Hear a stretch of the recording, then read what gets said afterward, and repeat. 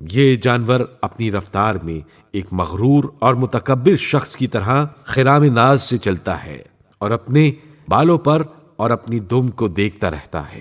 اپنے فطری لباس کی خوبصورتی اور اپنی چادر حیات کی رنگینی کو دیکھ کر قہقہا لگاتا ہے، اور اس کے بعد جب پیروں پر نظر پڑ جاتی ہے تو اس طرح بلند آواز سے روتا ہے جیسے فطرت کی ستم ظریفی کی فریاد کر رہا ہو اور اپنے واقعی درد دل کی شہادت دے رہا ہو، اس لیے کہ اس کے پیر دوغلے مرغوں کی پیروں کی طرح دبلے پتلے اور باریک ہوتے ہیں، اور اس کی پنڈلی کے کنارے پر ایک ہلکا سا کانٹا ہوتا ہے، اور اس کی گردن پر بالوں کے بدلے سبز رنگ کے منقش پروں کا ایک گچھا ہوتا ہے۔ اس کی گردن کا پھیلاؤ سراہی کی گردن کی طرح ہوتا ہے، اور اس کی گردن کی جگہ سے لے کر پیٹ تک کا حصہ یمنی وسمے جیسا سبز رنگ یا اس ریشم جیسا ہوتا ہے جسے صیقل کیے ہوئے آئینے پر پہنا دیا گیا ہو۔ ایسا معلوم ہوتا ہے کہ وہ سیاہ رنگ کی اوڑھنی میں لپٹی ہوئی ہے، لیکن وہ اپنی آب و تاب کی کثرت اور چمک دمک کی شدت سے اس طرح محسوس ہوتی ہے جیسے اس میں تر و تازہ سبزی الگ سے شامل کر دی گئی ہو۔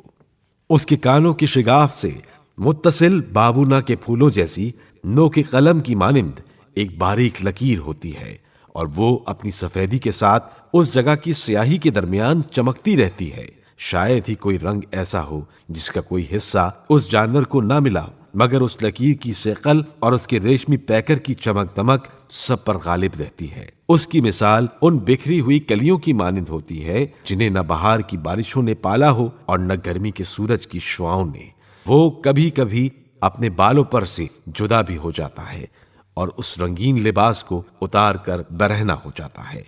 اس کے بالوں پر جھڑ جاتے ہیں اور دوبارہ پھر اگاتے ہیں۔ یہ بالوں پر اس طرح گرتے ہیں جیسے درخت کی شاخوں سے پتے گرتے ہیں، اور پھر دوبارہ یوں اگاتے ہیں کہ بالکل پہلے جیسے ہو جاتے ہیں۔ نہ پرانے رنگوں سے کوئی مختلف رنگ ہوتا ہے اور نہ کسی رنگ کی جگہ تبدیل ہوتی ہے، بلکہ اگر تم اس کے ریشوں میں کسی ایک ریشے پر بھی غور کرو گے تو تمہیں کبھی گلاب کی سرخی نظر آئے گی، اور کبھی زمرد کی سبزی، اور پھر کبھی سونے کی زردی۔ بھلا اس تخلیق کی توصیف تک فکروں کی گہرائیاں کس طرح پہنچ سکتی ہیں، اور ان دقائق کو عقل کی جودت کس طرح پا سکتی ہے، یا توصیف کرنے والے اس کے اوصاف کو کس طرح مرتب کر سکتے ہیں، جبکہ اس کے چھوٹے سے ایک جز نے اوہام کو وہاں تک رسائی سے عاجز کر دیا ہے اور زبانوں کو اس کی توصیف سے درماندہ کر دیا ہے۔ پاک و بے نیاز ہے وہ مالک جس نے عقلوں کو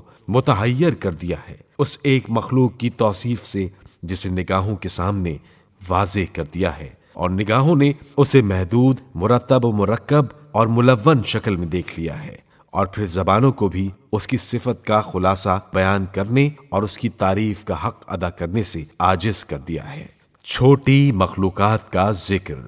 اور پاک و پاکیزہ ہے وہ ذات جس نے چیونٹی اور مچھر سے لے کر ان سے بڑی مچھلیوں اور ہاتھیوں تک کے پیروں کو مضبوط و مستحکم بنایا ہے، اور اپنے لیے لازم قرار دے لیا ہے کہ کوئی زیرو ڈھانچہ حرکت نہیں کرے گا مگر یہ کہ اس کی اصلی وعدہ گاہ موت ہوگی اور اس کا انجام کار فنا ہوگا۔ اب اگر تم ان بیانات پر دل کی نگاہوں سے نظر ڈالو گے تو تمہارا نفس دنیا کی تمام شہوتوں، لذتوں اور زینتوں سے بیزار ہو جائے گا،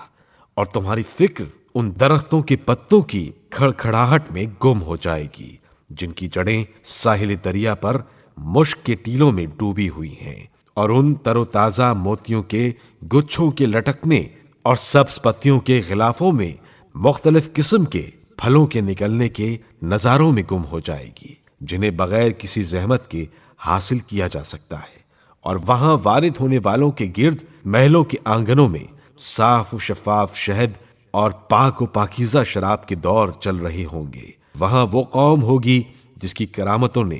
اسے کھینچ کر ہمیشگی کی منزل تک پہنچا دیا ہے اور انہیں سفر کی مزید زحمت سے محفوظ کر دیا ہے۔ اے میری گفتگو سننے والو، اگر تم لوگ اپنے دلوں کو مشغول کر لو اس منزل تک پہنچنے کے لیے جہاں یہ دلکش نظارے پائے جاتے ہیں، تو تمہاری جان اشتیاق کے مارے از خود نکل جائے گی، اور تم میری اس مجلس سے اٹھ کر قبروں میں رہنے والوں کی ہم سائیگی کے لیے آمادہ ہو جاؤ گی تاکہ جلد یہ نعمتیں حاصل ہو جائیں۔ اللہ ہمیں اور تمہیں دونوں کو اپنی رحمت کے طفیل ان لوگوں میں قرار دے جو اپنے دل کی گہرائیوں سے نیک کردار بندوں کی منزلوں کے لیے سعی کر رہے ہیں۔